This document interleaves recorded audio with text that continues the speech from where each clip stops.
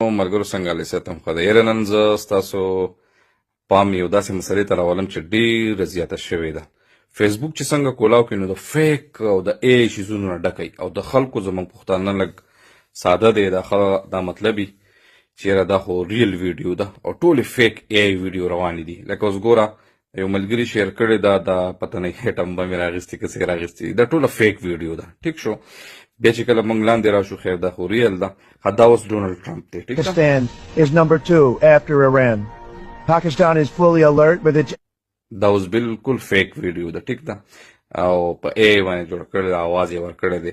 نو لکه مطلب داسې ښکاري چې دا ریل ده خو دا ریل نه دا فیک ویډیو ده. دا مسله ډیره زیاته شوې په دې باندې. دا خو خیر الجزیره دی الجزیره شو یا کوم جنون چینل چې شوی هغه بیا ریل. ټیک ده نور پکې اکثر په دې کې فیک ویډیوګانې. نو زه ستاسو سره لږ نور مې یو څو ویډیوګانې مخې له کېدی شي راشي هغه سره شیر کوم.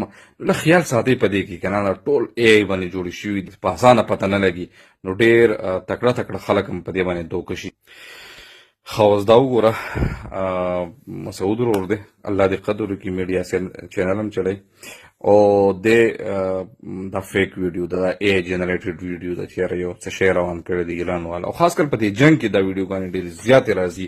د ای اوس د باندې نورې مینه په دې ویډیو باندې ډېر بحث کېږي خو دا هم ای ښکاري ځکه چې ګوره دا بلډینګ ولګېدو که نه لایټونه اوس پورې آف نه شو نو دا ټیک ټاک ای ویډیو ښکاري دا ماته فیک ویډیو نه ښکاري.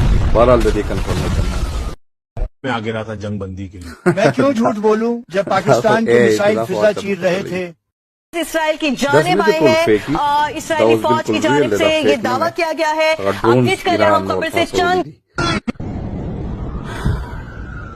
دا اوس فیک دی دا اوس بالکل فیک جوړه ده او وګوره دا بالکل فیک دا هاشم غوري دی دا بالکل ټیک دی دا فیک نه دی. ای او ریل کې اوس فرق کول ډېر زیات مشکل دی خو بیا هم چې ویډیو خېجئ یو ځل یې سرچ کوئ AI Google certification कर रही हूँ क्योंकि ये बहुत जरूरी है. It's better to learn new AI skills than waste time watching useless social media content. Thanks to Urdu AI. Urdu AI को फॉलो करो AI सीखो लर्न AI. دا ټول په ای باندې ऐ नौजवानों ऐ बुजुर्गों.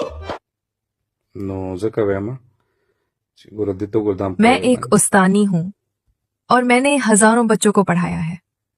हर साल यही शिकायत आती है. मैं نو بس زه صرف دا وایم چې لږ خیال ساتئ چې ټمبه مې بار راویستو او به درز پوسټونه هم بیا شروع کړي لږ معمولي خیال ساتئ چې دا ریل دی که ریل نه دی. خاص کر زموږ پښتانه په دې کې ډېر زیات پاتې راځي.